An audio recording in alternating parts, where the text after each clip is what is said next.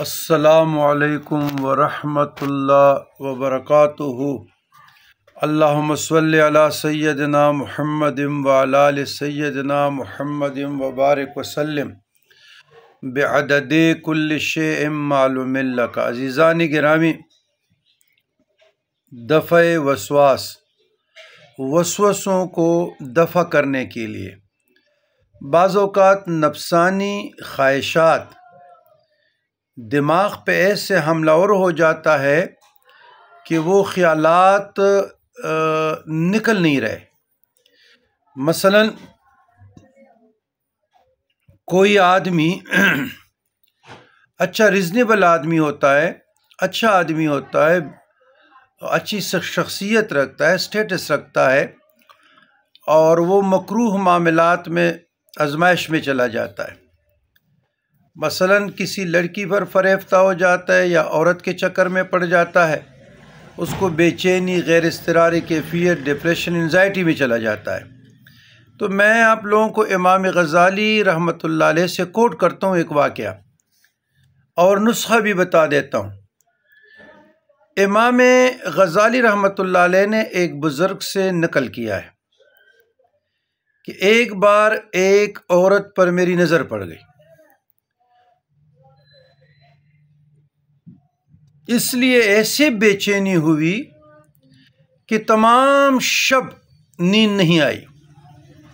آخر شب میں خفیف سی نیند آئی تو ایک کہنے والے نے کہا کہ یہ آیاتیں پڑھ، اپنے اوپر دم کرو۔ یثبت اللہ الذین آمنوا بالقول ثابت فی الحیاۃ الدنیا وفی الآخرہ ویضل اللہ الظالمین ویفعل اللہ ما یشاء۔ یہ پارہ 13 رکوع 16 میں یہ آیات ہے۔ میں نے ایسا ہی کیا، ایسا معلوم ہوا کہ کسی نے قید سے رہا کر دیا۔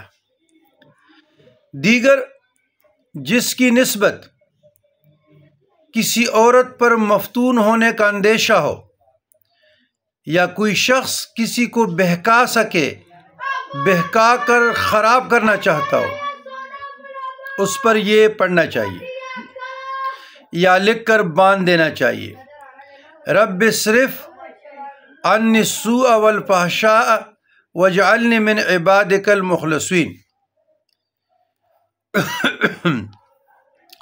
جس پر کوئی حال یا وارد قوی غالب ہو، جس سے طلب ہونے کا اندیشہ ہو، وہ پڑھے۔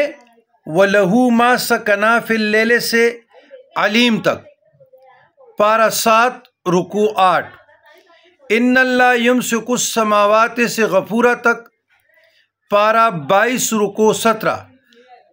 شیشہ یا سنگ مرمر کے برتن میں لکھ کر پانی سے دھو کر 3 روز متواتر پئیں، انشاءاللہ رفع ہو جائے گا۔ امام اوزاعی رحمۃ اللہ علیہ سے منقول ہے کہ ایک بھوت میرے سامنے آ گیا، میں ڈرا اور اعوذ باللہ من الشیطان الرجیم پڑھا تو وہ بولا تو نے تو بہت بڑے کی پناہ مانگی، اور یہ کہہ کر ہٹ گیا۔ تو اس مرض میں آج کل بعض لوگ مبتلا ہو جاتے ہیں، فریفتہ ہو جاتے ہیں، ڈپریشن میں چلے جاتے ہیں۔ جتنے میسج سے میں نے اندازہ لگایا، مفتون ہو جاتے ہیں، عاشق ہو جاتے ہیں، گولیاں کھاتے ہیں، تو ان کے لیے میں نے نسخہ دے دیا۔ اور وظائف میں الحمدللہ یہ خود بھی پڑھتا ہوں۔ ہم بھی انسان ہیں، کمزور ہیں۔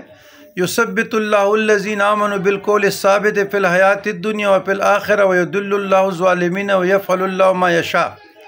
رب اصرف عنی السوء والفحشاء واجعلنی من عبادک المخلصین۔